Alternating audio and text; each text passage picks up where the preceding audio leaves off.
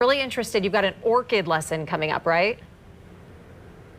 Yeah, that's right. So one of the classes here at Waterfront Botanical Gardens is repotting orchids, and that's kind of something that they do every year because it's such a big hit with people. So we have Jamie here, the Director of Horticulture Education. So we're going to get right into it. I feel like orchids, I asked you, are orchids easy or not easy to take care of? Yes and no. It's Finding out the right orchid for you. So if you have a hot room or a dry room with lots of sun, you probably want to go more toward like a Vanda orchid. But if you have a cool north window where it never gets direct sun, you may want a lady slipper orchid. So there's so many. There's many different types of getting the right one. So this is a very popular one called a Phalaenopsis, or a moth orchid. Okay. A lot of people will, they're very inexpensive now, so a lot of people will get these as gifts or to decorate the house, but you can actually get them to rebloom, or if you do have a green thumb, you may want to learn what best to do with it. And a lot of people don't know what to do with their orchids when they get pot bound. And when they look not like this. Yeah, so you never want to repot an orchid when it's in bloom. You wait, because it's taking a lot of energy. You wait until the flowering is done, and then you investigate. And one of the things that's kind of interesting to talk about repotting orchids is that as these are mass produced, you'll see there's a lot of sphagnum moss, and they'll do that, but sphagnum moss holds too much water around the roots. And many orchids are epiphytes, which means that they grow on a tree.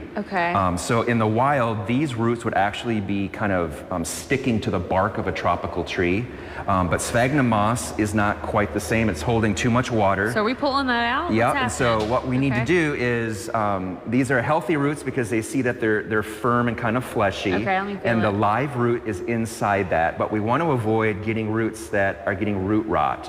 So when we repot this, during the class, our instructor Jim will talk about, what do you do, what's the size container. We'll pretty much keep the same size container, but in this case we will take off all of the sphagnum moss and instead use a more appropriate bark mixture, which has bark and little spheres of perlite. And definitely holds less moisture. Yes, obviously. It allows air to go around those roots, and in general these orchids like, to be pot bound, but they just don't want to be around too moist of a substrate like the sphagnum moss. So we will creating a better condition for this orchid. We won't give all the tips away because we want people to sign up for these classes to support Waterfront Botanical Gardens, but something interesting that Jamie did say is that if you have an orchid at home and you sign up the class, you can actually bring that orchid here and they will teach you how to repot that one so you can take it back home and hopefully it'll be happy.